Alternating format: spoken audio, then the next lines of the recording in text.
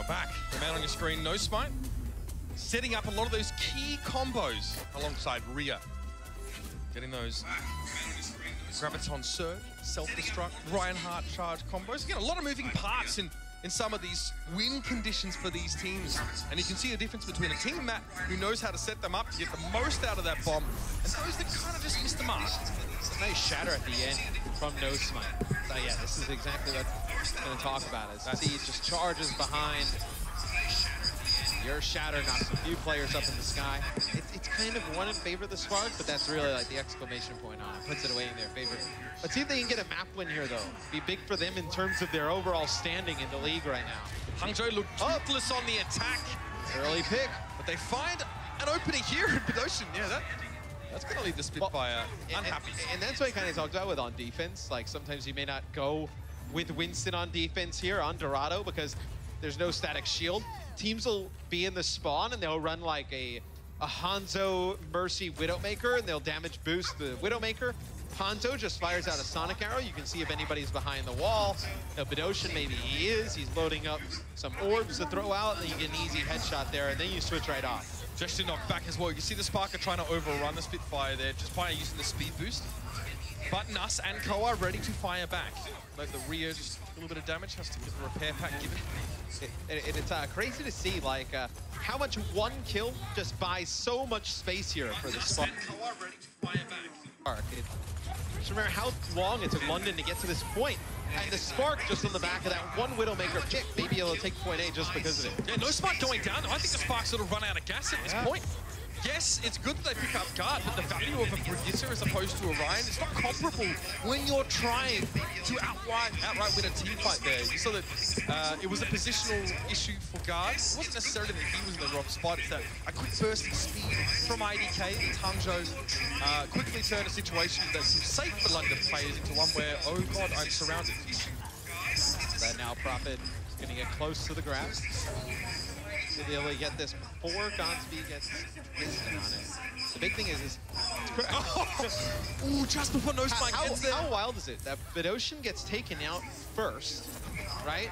He gets shot by the Widowmaker, he falls early, and he ends up with his Transcendence before Bebe on the other side. I mean, he's on that salty run back, fam. He's out here to prove a point. And that was just a similar situation of Bebe just not being behind the Reinhardt shield. And like, you don't always think about this, even at this level. You know, they're like, okay, we need to get on the high ground. Hangzhou aren't thinking, oh, with No Smite isn't exactly 0.25 meters ahead, our Zenyatta will die. Here's a speed boost. I wonder if Hangzhou want to fight. The answer is yeah, probably. And great disengage from the Spitfire. Not only was it a Brigitte rally committed to that engagement attempt, but also the speed boost. Now the Spitfire have a chance to fire back. Graviton Surge coming in, not easy, so that one is going to stick. Both teams go for the Graviton, self-destruct, dropped in by Rhea. Great setup once again, Gesture falling foul of that one, No Smite, big Earth Shattered. And you see Prophet and Garda sleeping on the job. Fury only just got back into his mech, and it's going to be a short-lived one with Guard falling. It's a matter now of stalling out a little bit here for London. Hangzhou, one way or another, are going to take this first checkpoint. And when No Smite uses the Earth Shatter, prevents Gesture from any type of combination. He has his Earth Shatter as well. And you know, with Fury's mech up in the sky, No Smite puts his shield up, Ryan, you land that Earth Shatter, then everybody goes kaboom for the Spark as No Smite uses the Shatter first, knocks him down, not able to combo it. How do you get a use of it here if you're the London Spitfire? Is that now? Yeah, they were on the high ground. They're going to drop to the lowdown. They're going to play on the cart. Godspeed would like to play on this high ground. Not only, if the Spitfire drop down and leave their supports up on the high ground, Godspeed can then chase after them by walking on that ledge. Whoever thought Zaya? Such good balance. 70, wow, look at how quickly that ultimate is charging up now. 86 for Godspeed and 80 charge to boot. That had to be a big Earth Shatter from Gesture, but it kind of falls flat. So did Bebe, to be fair, but he was the only player to really suffer the incapacitation from Earth Shatter, and Prophet gets overrun once again. Hangzhou Spark making great use of speed boost to quickly out-position and outmaneuver the Spitfire. And now the payload will roll on. Remember, 2 checkpoints and 55 meters is where London got to. So really, we're over halfway there for the Spark. And Prophet was just not able to build up any type of energy there to put down some damage on Zarya. We're on with Godspeed sitting at above like 80% for the match, God's Beast in at 65% average energy on this map to 56 from Prophet. Yeah, we were watching him. He's got all this charge, 80 charge. Scotsby now wants to work up again. Obviously, the number under his aiming reticle is his charge percentage, I guess. Goes up to 100. Graviton Surge comes in. Transcendence. This could be big. Strike thrown in over the top. The setup is beautiful once again. Just one kill is enough for the Spark here, especially after No Smite killed Guard on the pin. Beautiful setup. Hangzhou, again, come to their senses just so late in the day. The Spitfire took them by surprise, and both these teams are going to be 2-2 after this. And the timing with the pin is perfect. Like, you don't want to do it too early. Pin gesture into the wall. He's still getting some heals, then put the shield back up. He just waits for the last possible moment to use the pin. It's not easy as well because there is some charge up, like there is some startup delay on the ability of the pin. So, you're not charging at full speed as soon as you hit the key. You need to time it a little bit. Jesting got a bit of damage, but was shielded up very quickly. And Adora, yeah, that's what we saw actually happen previously to Guard. It was overrunning pretty much the same spot. So the Spitfire barrel around the corner and bundle the Spark out. Prophet's been holding on this grab for a while, but he's really haven't had a great opportunity to use it. It's allowed Godspeed to get basically 2. So you do have the grab and the shatter combo for the Spark. You don't have a self-destruct to go with it. You have all the combos here for London. This Guard gets caught off guard there, playing a little bit too forward, a shatter. You don't even have to use the grab, that's huge. This is terrible for the Spitfire. Yeah, the payload is so close. They haven't not once been able to set up their combo the way they would have liked to. Hangzhou Spark has beaten them to the punch every single time. And it looks like this one was thrown for a knockout. Guard going to appear. He actually did pile drive onto the payload, but it was a very small distance that he dropped down. Nastia just disintegrates inside that Graviton. Oh, a little bit awkward. He's rather late to the party. Not fashionably late, like that really awkwardly late. Like everyone's already gone to bed and you arrive and say, what's going on? Yeah, that kind.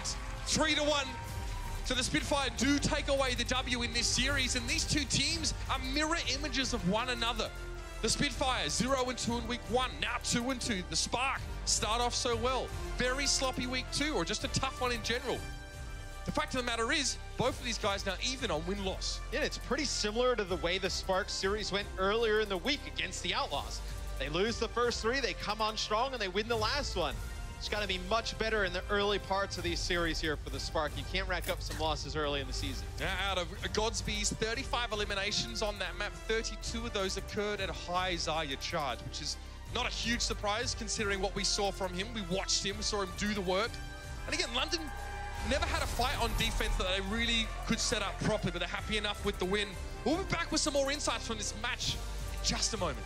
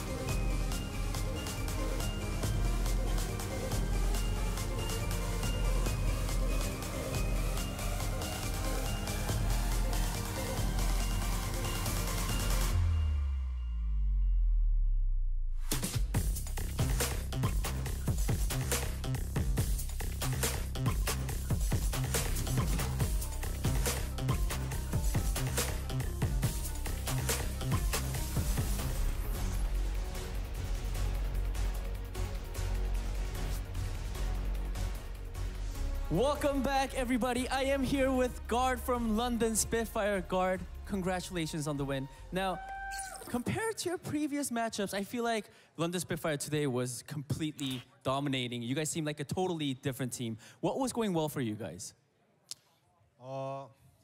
처음에 두 경기 좀 아쉽게 졌었는데 제가 브리기테로 들어가면서 준영이가 자리를 하면서 서로 경쟁전에서 합도 많이 맞추고 그러면서 서로 잘 맞으면서 게임이 잘 풀렸던 것 같습니다.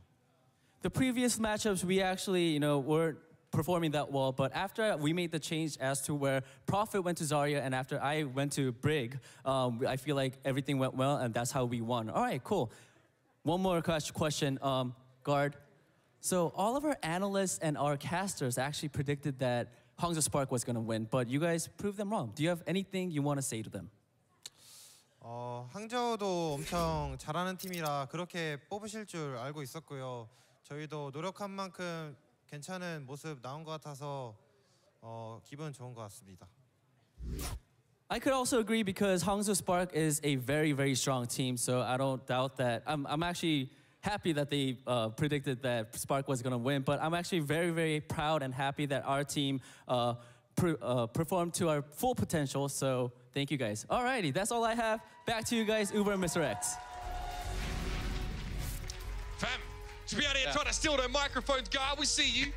Damn, this guy needs initiation. Anyway, here's our standings. After that match, you see where the Spitfire sit. So they're at 9th now. They've moved away up and only a -1 differential, so they're happy with that. And there's an opportunity for them to go a little bit higher because we do have the Defiant playing later today. If they were to lose, then London could move up yet again. So London is a huge win for them. Basically, it's going to be very hard to make sense of the muddled mixture until we get to the end of sort of week 4, week 5. Let's look back fondly over a very quick series, considering what we've sort of dealt with so far in the season. I mean, this is the fastest attack that we have so far this season on Horizon Lunar Colony for the London Spitfire. And then when the Spark went on their attack, we talked a little bit about during the cast, when they play Reaper at the beginning and they stick on it for that long, that's what they're going with the entire time. They have no option to switch off of that with the lineup they have out there, and it just does not pay off. Yeah, Jester's out there playing Kerbal Space Program with Ria. Love it. I mean, yeah, this map in general, we saw the attempt at, integrating Reaper. Godspeed there, just getting his face lasered off. I mean, it's Reaper, I guess we know what his face is like nowadays. Dorado, different story though. Obviously, we saw Hangzhou demonstrate this particular combo. Now, on the defense, we didn't see the Spitfire get to do this at all. In fact, every time they tried to do that, they got shattered or someone got picked off. So they looked a little bit jumbled there. And again, you always need to take a reality check at the end of a winning series when you drop a map, especially in this fashion. It's okay to say, Matt, that they're taking a load off a little bit here, but those maps matter. And this is why the Spark, a lot of people predicted them coming into this match to win. They did look poor in the Houston match, but the final map, Dorado, was so strong for them. And they come out and just fall a little flat. Nice shot right there from Godspeed at the beginning. That's how he was able to pick off Fedosian. But the Spark, it's going to be really interesting going into next week. How do they come out and play their first match next week? They're so unpredictable. At times, they've looked like they can run a 3-3 with the best in the league, and they can run multiple DPS, and then at times, they look completely outmatched. Not their best side here. Again, two teams mirror images of each other. Let's have a look at our player of the match from this particular series. It is the young thug, Gesture. Gesture was fantastic on Winston and Reinhardt throughout the match. And I think obviously they talk a lot about his Winston play. I thought his Reinhardt was much better what we've seen from him in the past. Right. And I think if his Reinhardt can continue to improve, I think that'll make London even stronger. Yeah, I mean, look, it was alluded to on the desk. Bren, for one, very adamant that Gesture is this player that you want to be looking for to make these huge performances. Again, I think main tanks get pummeled pretty hard by critics and pundits alike. I think when your support line isn't working, your tank is sort of looks like they're a lightning rod. Sideshow. That guy's really mean to me. I mean, yeah. Yeah, hi, Sideshow. I know you're watching this, by the way. We know what you've been up to with a sock on your microphone.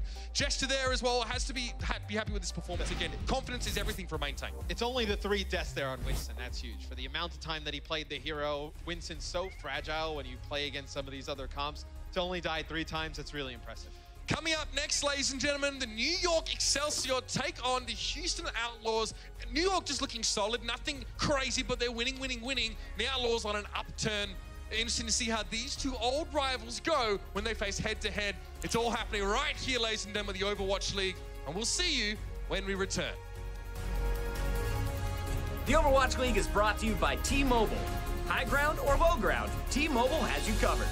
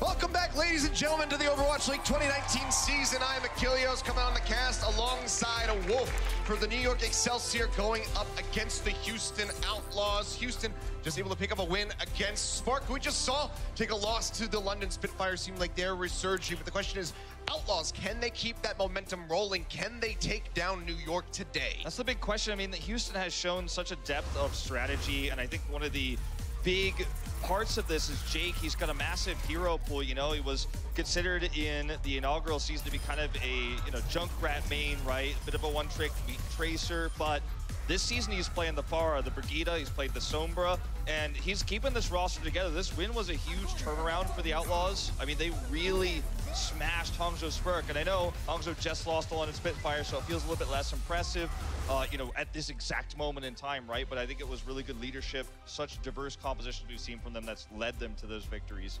Yeah, not only that, but also just the shot calling, getting that wraparound on the Spark support line, shattering them back towards the drop ship. It was just beautifully done overall by the Outlaws. We'll see if they can pull anything like that off against New York Excelsior. Going to be a little bit tougher, you would expect, because NY have been looking very, very strong here at the start of the season, racking up those wins to kick things off. And really, it's on the back of that tank line. Yeah, I mean, you talk about shatters. Mono has hit several big shatters to lead into Meko self-destructs. This tank line together, it's a, I mean, look at this.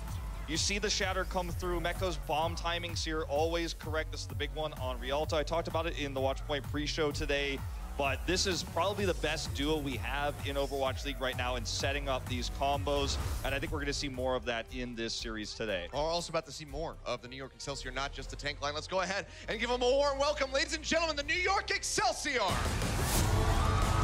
This team, last season, pinned as one of the teams everyone was saying they've got to be in the grand finals. There's no way they'll make it. A dominant season leading up until stage 4, things started to fall apart.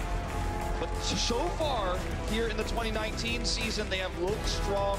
Their strengths, we don't know what really is going on with HitScan right now. We're not seeing that in this meta, but the core of this roster still looks strong in a new meta. You've still got Jonak killing it. You've got Mono and Mecco, and with the Nene coming into this roster to kind of glue it all together with a great Zarya play, New York Excelsior look as strong as ever here in stage 1. That they do. Well, let's go ahead and give an equally as warm welcome to their opponents today, the Houston Outlaws.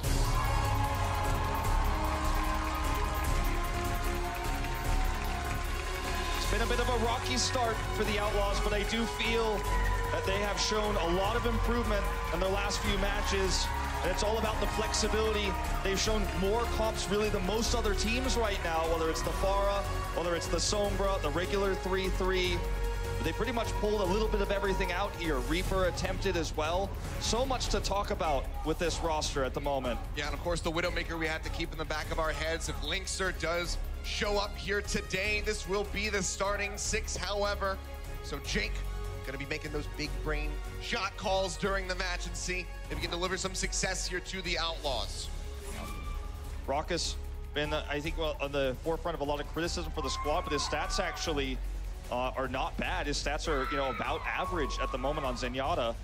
So I think that if this team is to beat NYXL, it's to do it through strategic depth again, because NYXL has been so reliant on that 3-3 and the old combos there.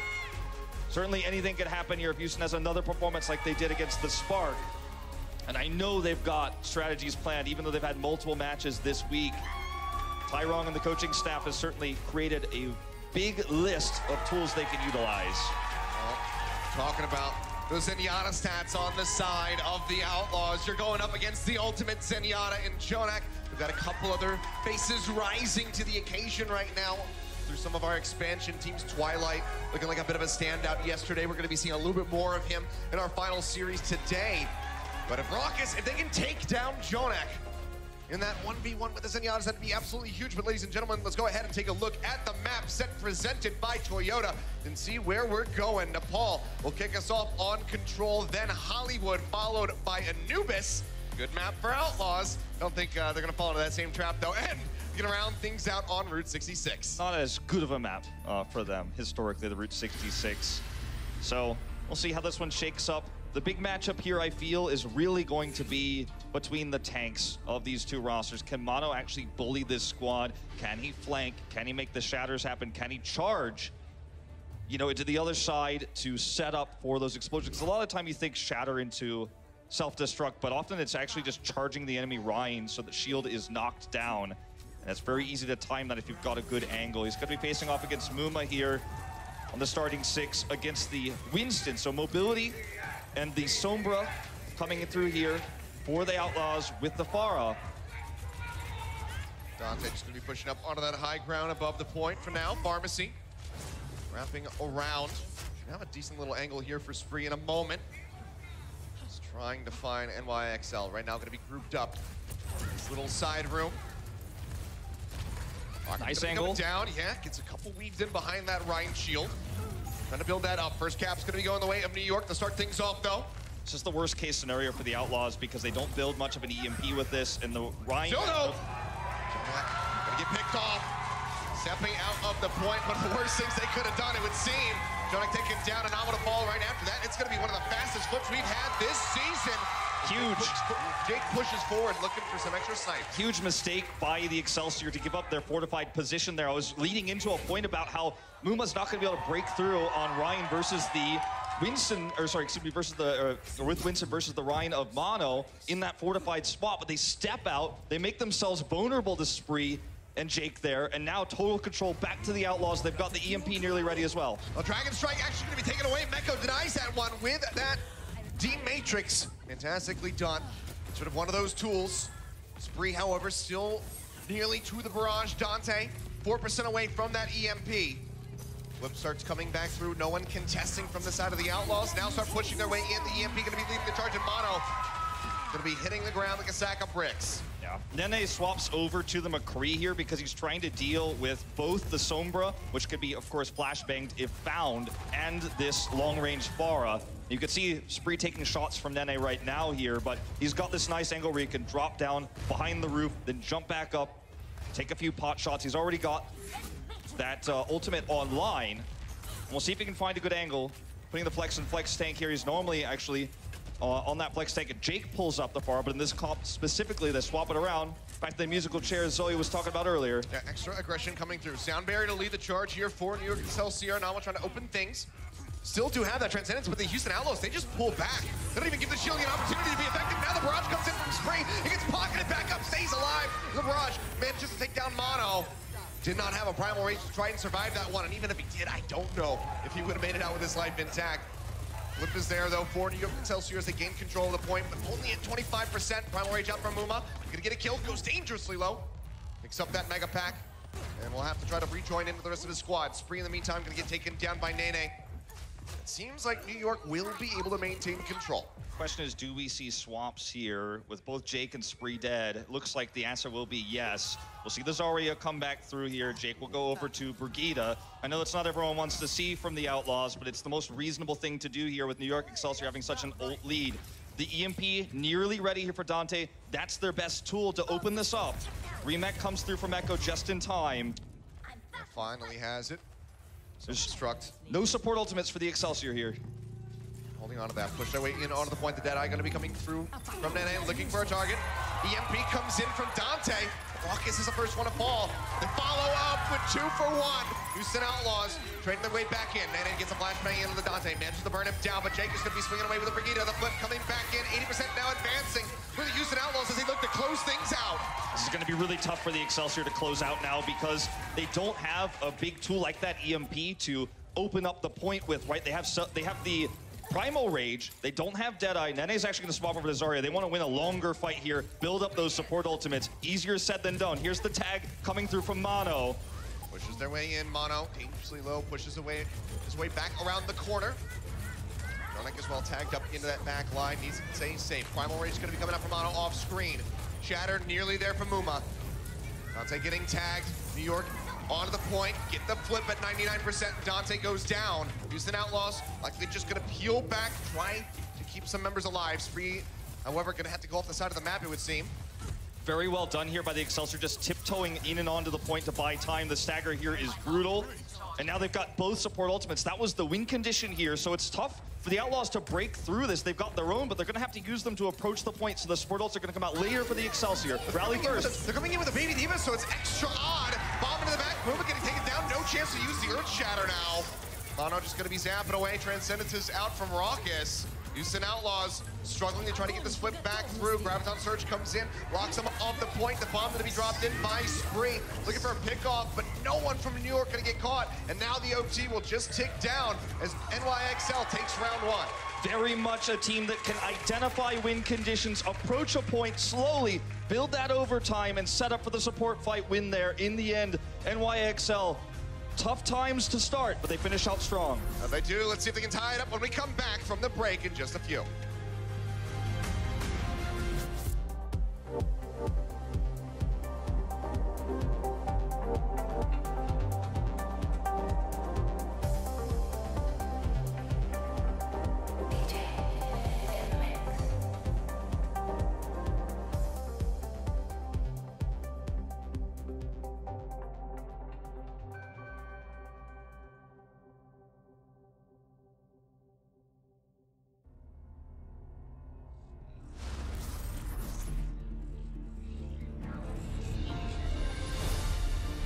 Welcome back, ladies and gentlemen. NYXL able to take Village and kick things off in Nepal. Now, 2 fan favorites here. taking the stage. NYXL, though, leads the charge. We will have, this time, the mirror in Winston versus Winston here. No Orisa shenanigans, no Nene on the McCree for Sanctum. Just that mirror. Mono around the corner, maybe caught off guard a little bit there. Has to jump out of the pit and rejoin with his squad. Mono, but he doesn't build up much as far as his ult is concerned. not doing a ton of damage here, unfortunately, but they have positional advantage here. His way back in around the corner now is looking to make up for that spent time. Point going to be unlocked. New York, first one's to push over. The Diva and the Winston shifting to the side. Muma now going to be matching. Leaping his way up. Mono going to be shifting back over. Cap still comes through for New York. Start taking this one away. As Muma still plays in on the point. Getting contested by Meko. They push him back. Instant flip, 7% all that they're going to gain. But this could just go straight back and forth, ping pong style. Oh man, the Excelsior are just so good at knowing how to touch the point. We'll dive into the back. 100 energy here for Dante. Graviton Surge going to be online. They lose out on Jake, though. Dante's got 6 HP remaining and will be finished off, you would expect. So he gets a little bit more energy. Barely makes the ledge. Oh, Mono! Knowing his limits as he rejoins in. New York gets the flip back through. Absolutely phenomenal plays from both the tanks. Tagging the point, tagging in and out, getting bubbles to basically maintain it for the beginning part there to get that, you know, slow rise up for the Houston Outlaws, a little bit delayed, and then controlling space, coming around the back here, using that jump to do damage and escape at once. Great plays on the Winston here. Graviton Surge is going to be coming up, locking up the Houston Outlaws. Bomb into the backhand side, looking for a pickoff. Will be able to find Dante, and that is just going to be the cleanup here. Houston Outlaws, they lose the Primal Rage, but otherwise just have to reset and get back in. It's just so clean what we're seeing here. The tanks always setting up these combos. They knew that Muma had the Primal there. They were going to try to shut that down by locking him in place. They did exactly that. They knew that that was going to be the approach angle there. Dante does have this Graviton Surge online, but double support ultimates to counter means it's a big problem. Muma pushing forward, looking to build that one up again. Sound barrier is out from Boink. Nama and Chunuk so far just going to be holding on to their ultimates. Oh, Mono going to be taken down right as the Primal Rage becomes available. Bomb into the back, looking for the pickoffs. Manages to get two. Anamo and Meko both going to be taken down. Houston Outlaws, they find their fight. They're going to be looking for a little bit of extra stagger as they get that point flipped. Chunuk uncharacteristically a little bit late on the Transcendence there. Means the point gets open here with that initial kill, and it's the follow-up self-destruct that guarantees it will go back into their favor. But when we talk about ultimates here, the upcoming Nene grab is going to be what they're going to have to defend. Raucus needs to make sure he hits the trance on time. If he does he has a better performance than Jonak just did, Houston Outlaws could certainly hold this for longer. Well, hard to say what the call was with that Transcendence, but either way, Mono now going to be going forward with that Primal Rage built up. Muma as well, one of his own, ready to go. He's trying to get somebody outside to knock them off the ledge, but has not been able to find a target, has to get out of there, but Meko hounds him down, finds a kill. Now Raucus and Jake going to be taken down as well. Houston Outlaws barely going to be taking the lead here on the second round of Nepal, but NYXL should be gaining this camp back through. And all hope is not lost for the Outlaws because they built up a few ultimates during that fight. We will see Rally come out from Jake in the longer fight on their next approach, as well as that grab we were just talking about. Jonak 12% away from that trance, so the timing window there not as good as what they were looking for, but still, there's a great opportunity here. This fight basically decides the point. Have to try to engineer a victory here. Limited tools. The grab bomb combo nearly online. Mono pushing up. Early bubble there. High ground for a moment. Yeah, does not have that available.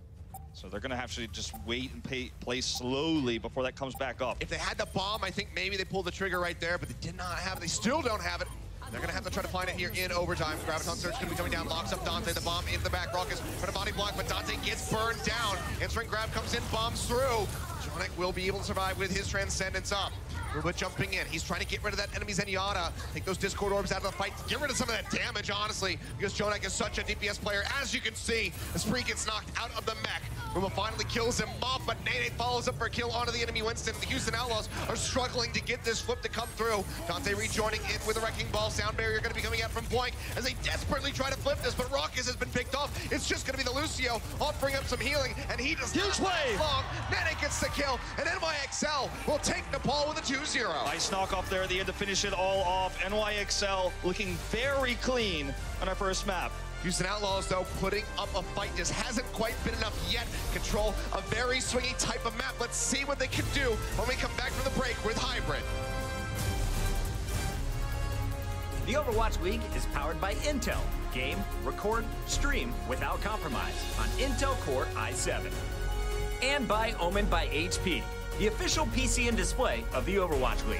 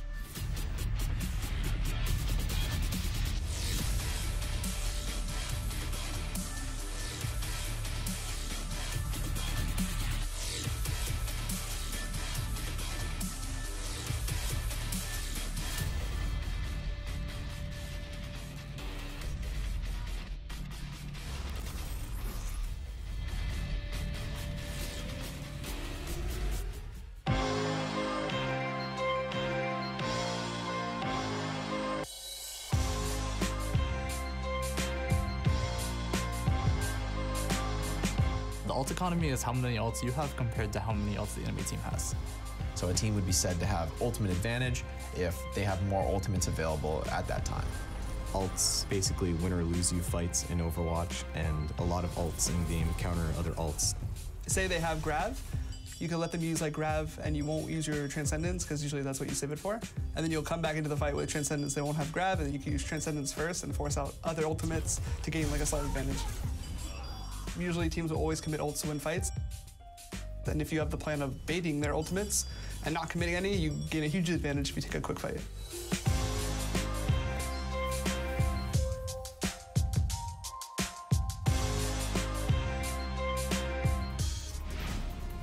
And there you go, some insights powered by Intel on ult economy. You weren't sure what it was, now you know. Yeah, I mean, ult economy is a term we've been using back since the beginning of Overwatch, but very important in this meta in particular with things like Transcendence countering grabs, as was brought up there by Raucus. You know, it's super important to make sure that you're taking these fights efficiently, which is basically to keep your ult economy high and make sure you use your ults 1 to trade for 3, for example, be an ult efficient fight. And that's something that in this meta is super valuable. If you can win a fight with only a rally, for example, and your opponent tries to fight you with 3 ultimates, then you're still just maintaining such a massive advantage. Yeah, so can be brutal. We haven't seen too much of that happening so far. It's been pretty even trades coming through as far as the ults are concerned. Does NYXL able to scrape by a little bit further than the Houston Outlaws, get those wins coming in. But some really back and forth action there, especially on Sanctum, that last round of Nepal. And if that's what we're going to be seeing from Hybrid, from Escort, then man, this could be one heck of a series. We'll have to see how things develop, though. For now, NYXL going to be leading with a 1-0. Hollywood will be our next map, though. It's already been Houston who leads in terms of different compositions, right? They forced the Excelsior to swap heroes, especially over to the McCree. That was the most notable for Nene there. So they've been leading that charge, right? But Hollywood's a map where you don't see a lot of diversity. It's either the 3-3 versus the 3-3 or the D.Va flexing over to the Sombra. So, I mean, in terms of that, you know, we might see the Excelsior really pull ahead here. However, as I say that, we are going to see the Orisa variation here on the defense. Oh, never mind. Never mind. No. All right, so I was still right. In the end. It's going to be going back to standard here. Libero showing Widowmaker for a moment. You're not going to stick with it, you don't think. Just going to try to snag anyone who's poking out, especially the Zenyatta will try to grab some ult charge, poke out there, and then step back in. If you can get that opening kill, you can sometimes just take A off of that moment, so it's always worth you know, looking for the shot. If you don't get it, you swap over right away. Nothing really lost here for the Excelsior as they push around. Really like the confidence from Mono. Just now standing on top of the car with the Zarya bubble, saying like, go ahead, take some shots, treat Nene some charge. Yeah, he's totally in control of this high ground right now. The Houston Outlaws will have to take this back approach if they want to take control of it. They're actually going to drop down now because they have positional advantage. They maintain control of the cafe. The upstairs there, Meko going dangerously low. He'll go ahead and peel back, keep himself safe. And Amo getting tagged as well. Just pushing around this giant gate at the moment. No real commitments on either side yet. Meko's still pushing forward. Now, that's going to be the go button. Mono manages to find the opening kill as Jake is sinking down. Now Muma going to crumble under the pressure. And this should really just be going over to the New York Excelsior very rapidly. The time bank about to be massive. I feel like the New York Excelsior just have such a great understanding of how to back off when they're losing a fight. You mentioned Meko being low. They step away. I lost my voice. It's all right. They step away, recover, and then jump back in, get that first kill into Jake. Nicely done by New York to kick things off. Plenty of ultimates going to be building up here. Sound barrier about to come online. Mono not quite to that Earth Shadow. Get it with just a couple fire strikes, really. And with 4:50 on the clock, this is going to have to be one heck of a defense from the Houston Outlaws. Rally's going to be coming out from Libero, and Amo getting the melee hit there onto the Reinhardt, pushing right up into his face fearlessly. Takes him down. Now Jake as well going to be taken out. Boink, trying to replicate that. Does get Mono, boops him on the head, but the damage is done. The Houston Outlaws, only dregs remaining as the card continues to advance for New York. Now, New York, we talked about ult economy earlier. They have nearly what we like to call the big six, meaning they have all 6 ultimates online. What they want to do around this choke is to use very minimal ultimates to hold on to those 6, to hold on to those resources, so that when the Excelsior try to come around, they have to take multiple attempts and lose a lot of that 4-minute time bank. So that's the idea here. Probably going to be starting off with a Graviton Surge from Dante here, as there's no rally available to approach this cart.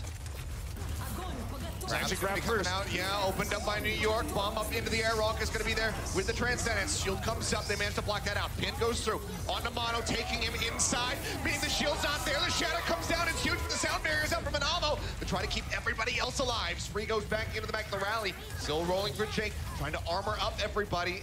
No one's going to die, but New York Excelsior will at least push back for a moment. Yeah, when we talk about the ults, everything is used here. We're basically reset to 0. 30 seconds burned off the clock. Dante, though, getting closer to that next grab. Nene trying to catch up as he gets the kill onto Jake. Spree gonna be melted out of the mag. There's a sliver remaining on that, and Jonak gets the headshot onto Boink. Now the mech is gonna be gone. That's gonna be the continued push into B. As the effective sweep gets completed here in New York Excelsior. 4:38 on the clock for the final stretch. When you take the ultimates away and you go back to basic mechanics, it's Jonak who comes up with the big kills. Those are the moments where you shine as a star player in this meta, when you're not trying to worry about Transcendence timings or where the shatter is or what angle you're coming in at. When it's pure headshots, when it's pure mechanics, that's when Jonak, MVP of the inaugural season, comes up big, and the Outlaws now suffer down on ultimates. They have the high ground. They need to utilize it correctly here with this grab. Well, we'll just be dropping down Dante. Not going to be playing up there. Knows that he's not really going to be building up much energy for this Zarya. That's the problem. Get that damage through, so pushes back down. Even then, the bubble's not leading to much. So around 10 energy just before we cut away. Boink going to get picked off. Meko coming in with the kill, offering up those rockets from above. Just peppering the members of the Outlaws. Pins in from Mono. Point blank on Amuma. Takes him out. Spree loses the mech again, and this payload, it's barely been stopped this entire time. Sometimes when you're waiting for the perfect ult, you're waiting for the perfect charge. As Dante was there, dropping down to get energy instead of grabbing, you missed your window, you missed your opportunity. This looks like a closeout here for the New York. Mane building up that energy. Graviton Surge still ready to go. Just needs to make sure it's not going to get denied, and it will not. Spree does not have the D-Matrix in time. Shatter comes down. The bomb again. They do it again. Meko, the effective 5-man bomb comes through. And the Houston Outlaws are knocked out of the park. Grand slam for New York. I mean, we talked about it. Last time they played, we talked about it on the desk. We talked about it in the pre-show here. This combo, these 2 tank players, and really 3 with Nene, are absolutely killing it with these combos, and they do it once again to close it out. The bread and butter of NYXL coming up big. Outlaws, can they push back with their attack? We'll find out when we come back.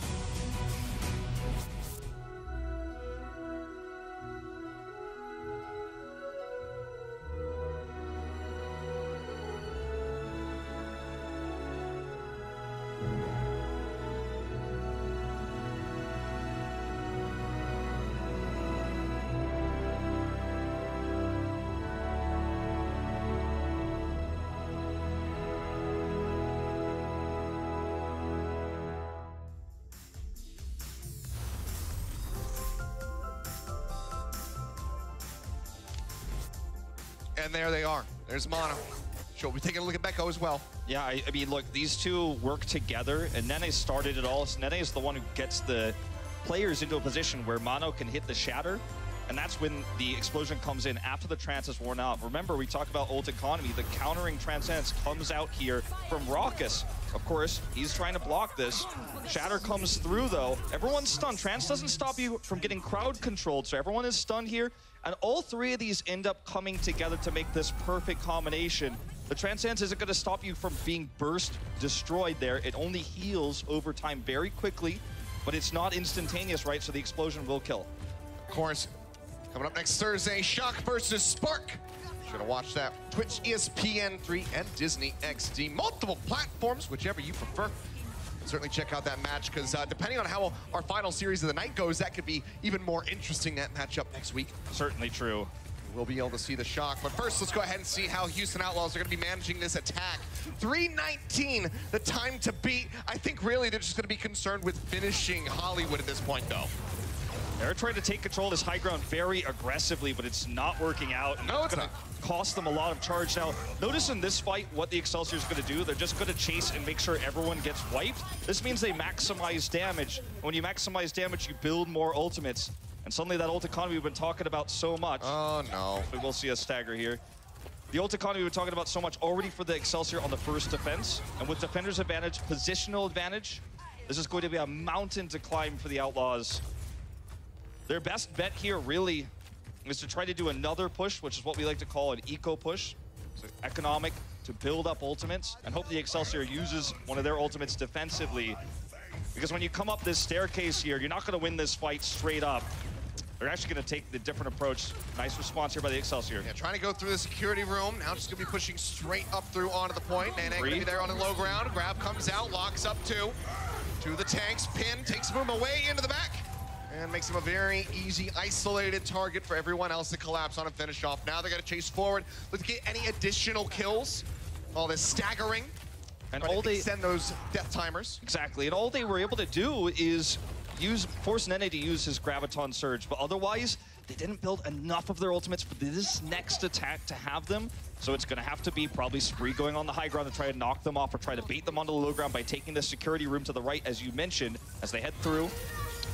Push their way out. Okay, so they're going to be wrapping around the back side of the point into the cafe. Just go through the gates here. Namo pushing up, does spot them out. They have nearly both support ultimates ready to go. Boink just getting closer and closer to that sound barrier. Anamo going to be matching them as they both come online. This is the go moment. Off the point. This is it for Houston. Finally standing on it. 1 minute and 45 seconds remaining. Mono going forward, gets the Zarya bubble, swinging away. Uma kites back around the corner. Shatter comes down. Dante gonna get locked up the sound barrier. Will be able to save his life, but Neko takes away his Graviton Surge. Now it's gonna be response straight into the face of Spree. Raucus, he's got the Transcendence up, but it's not gonna be enough to save Spree's mech. Has to use the self-destruct in a disadvantageous position just to get back in. But now they lose out on Jake's. The Brigade is not gonna be the fight, and Anama pulls the trigger on the sound barrier. Still trying to take this one. Nene comes up with a double kill. Meko will lose out on the mech, but that's about going to be the only casualty so far here for New York. You see the health bar so very low, but no one can kill off Jonik. No one can take down NY right now. And it was the late sound barrier from Anamo that is timed so perfectly to keep Nene alive. What's often hard to track for viewers at home is when the Graviton Surge is at high energy, that's when the Zarya is going to be doing the most damage. You can only see that when it's in first-person view. Your best way to find that out is to look at the ult charge percentage for the Zarya and how quickly it's rising. Nene did the majority of the damage in that fight. He only lived because Anamo's sound barrier kept him alive. And now the Houston Outlaws running out of options, 40 seconds on the clock. And looking like a full hold here. Maybe not even a tick. We'll see if they can manage it. Either way, the time bank is going to be nowhere close to New York Excelsiors if they can get this map finished off. Jake going to be cornered. Shatter comes down. Mono just kills him with the ultimate straight up. Now Mumo going to be taken down. Charge into the backside, looking for a target to pin, but there's really nobody. Half the team now, more than that, has already been taken down. Spree going to be eliminated and staggered here right at the end. Nama will scoop up that final kill with 10 seconds remaining. They are going to struggle to even touch this point to force out OT. Yeah, I don't think it's going to happen. Muma's just too far away. Graviton Surge finds Point. Muma's going to be taken down, and no, they cannot make it. New York Excelsior get the full hold here on Hollywood and move up 2-0. Fantastically done for them now at match point. Houston Outlaws need to engineer a reverse sweep, starting with Assault, then Escort, then force that 5th and final map for a tie break if they want to take this back-to-back series. They got Hangzhou, but New York may be a bridge too far. We'll see if they can do it when we come back from the break. The Overwatch League is brought to you by T-Mobile. High ground or low ground, T-Mobile has you covered.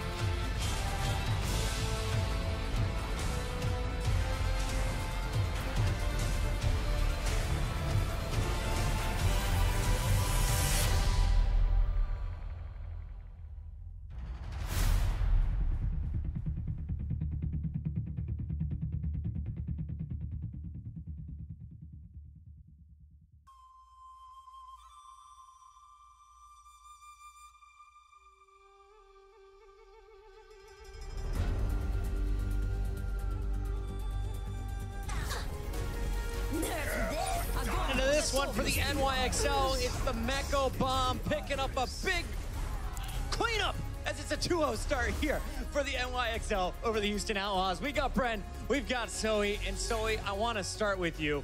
New York XL, 3-0 match record. They're up 2-0 right now over the Houston Outlaws. Are they the best team in the Overwatch League? Oh, Puka, it's hard to argue with stats, isn't it? I mean, the numbers speak for themselves, and they should have been the champion last year. I'm pretty sure they're not going to drop the ball this year. I'll tell you what, though, Zoe, I do want to give the Houston fans a little bit of hope here, you know? So I'm going to be treating you all to an Insights powered by Intel. And just explaining a little bit, you know, how Houston, you know, managed to take an early lead a little bit in this control point that we saw in the first map. They didn't end up taking the map, but they did end up playing around and out-compositioning, basically, the New York Excelsior and what they were running. I want to point your attention to the fact that they've got 1 tank and 3 damage dealers, and they set up a sort of crossfire. I've highlighted Jake all the way over here. They've got more damage dealers on the other side, and what they're doing is they know that New York are going to be able to take this point early because they've got a big, beefy lineup, a lot of heals, a lot of health, which means that they can take it early, but Houston, they're not worried. If we pause it again, you can see full control of the point here from New York, and you can see that the timer will be ticking up as well. But again, like I said, Houston, they're cool, calm, and collected. Mano cannot shield from 2 areas at once, and the Houston Outlaws, they know this. They knew this from their composition, what they were rolling out with, so they can just pump in this damage constantly, and that's how they end up taking the point early on away from New York Excelsior. And I want to lead this in as well by just saying this is something that Houston Outlaws have been able to do quite consistently, and that's playing towards their strengths. So that's one thing I'm looking forward to in the second half and seeing if Houston can really just use that to take an edge over the New York Excelsior. And I think the coolest thing to take away from all of that is you're playing heroes that you don't normally play. Your opponent's never going to game plan for that. Clearly, Houston is putting in the effort, prepping for the NYXL. But as the tape rolls, you guys can see NYXL, you can get fooled early on in the game, but this is a team that you have to play perfect against if you want to take the win. Yeah, I 100% agree with Zoe's point, you know. It's a little bit early to say that they might be the best team, but they're definitely up there in terms of the skill from across the board. This roster was fantastic in 2018. Coming into 2019 now, they really do look strong, and they've said themselves, you know, they are not going to be slipping up as often as they were in 2018. They're going to be taking it completely seriously moving forward. Yeah, and that's what I'm looking forward to. We saw a lot of the players waking up in the span of this map. The second round specifically was all on this Winston. Look at Mano. He has been using those environmental kills to his advantage. Anima joined in also with those boops. And on Hollywood, it was kind of the same story again. However, the man to look out for here is Jonak. He's playing on Zenyatta. He's supposed to be a support player. He's supposed to heal his team up. And you know what? He's been leading the damage charts for his team in the entirety of the map. He didn't die a single time and had the most frags at the end of the round. Gotta love the big bang combos here. Shatter set up the explosions. Meko and Mono have been running it in the tank portion of this fight. But what are your other takeaways? If Houston's gonna get back in this, what do you guys want to see in the second half? Zoe, let's start with you. Give me a player to watch.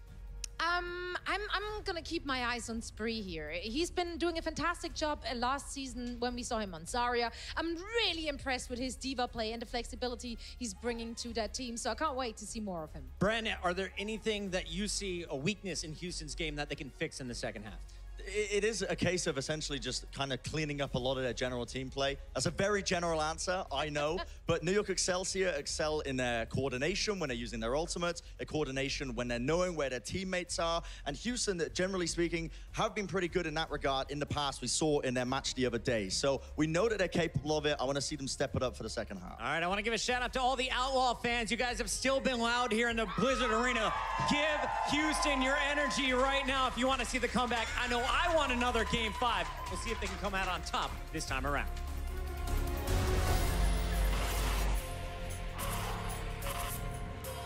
They don't just play for a team. They play for every fan, every rival, every moment, every match.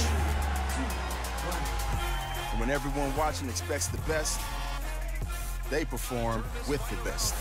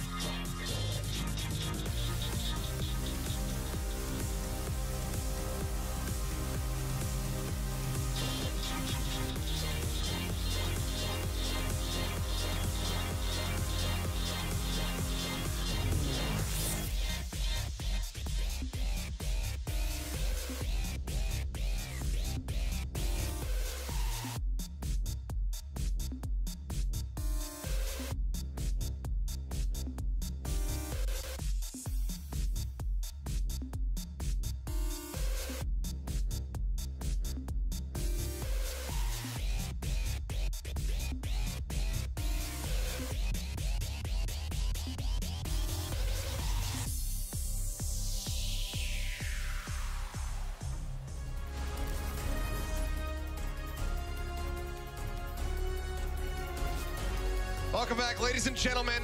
Taking a look at the clip here just before the break. Jake clearly a bit out of sorts. I feel like a lot of people will look at this moment and say, wow, Jake really lost his cool there. But I think what the real takeaway here is that's the kind of raw passion and emotion that's in a player who's been playing this game for a long time, who's prepared so much for this specific matchup, and it just feels like New York is one step ahead of them every step of the way.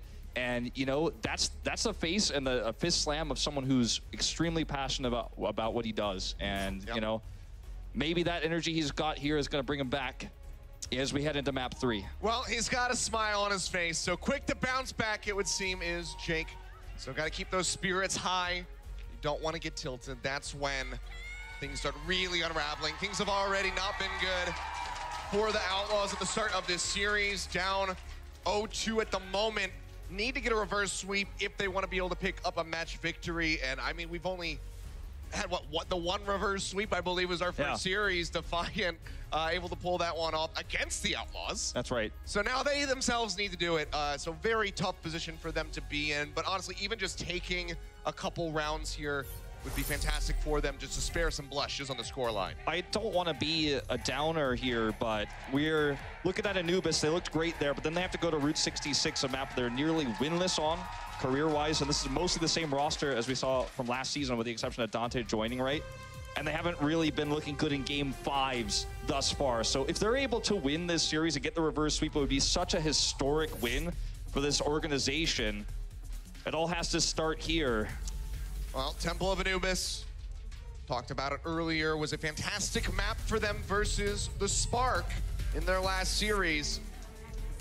But I don't think, given what we saw from the Spark today, I don't think the NYXL is going to be giving them that much of an allowance, that many free picks this time around. NYXL here, having just such good control of space, knowing when to, you know, really hit that speed boost and go in. If they're losing the trades in terms of right clicks coming out from the Zarya, damage coming out from the opponent's Zenyatta, they back away, they heal up, they re-engage. All the while, Jonak is doing damage at range. That's why Jonak is really one of the key players on this team. It's not just because he gets the kills, but it's actually because he does that consistent damage output while the team is getting ready to press that go button. That lower third stat is just disgusting. I'll let you guys read it yourselves, but truly impressive stuff from the NYXL. Now going to be wrapping around. That right-hand side, nice boop there from Point. Tries to shift them back in the focus of the Houston Outlaws, but they couldn't quite get the damage in to pick anybody off. All right, see, this is what Excelsior does best. They see a trap set, they see a risk, they don't take it, they back away, go for a safer attack. Push their way up here across the bridge. Spree getting a couple boops, trying to displace them, but they're so tight-knit, they're able to stay together as a solid unit. Now they go forward, get the sun there on Muma, take him down. Spree's gonna be losing the mech. And with Point gone, this is just gonna be Point A going over to New York Excelsior. Just shy of 7 minutes, about to be in that time bank. We talk about worst case scenarios a lot here when a match is this one-sided, but New York Excelsior nearly have the big 6 online. So the double cap here feels almost inevitable. At least Raucus was able to do a massive amount of damage in that fight, so the Transcendence will be ready without that. This is for sure a double cap. So they've got one chance to shut this push down and stabilize, but it's not going to be easy. It's all on Raucus to hit that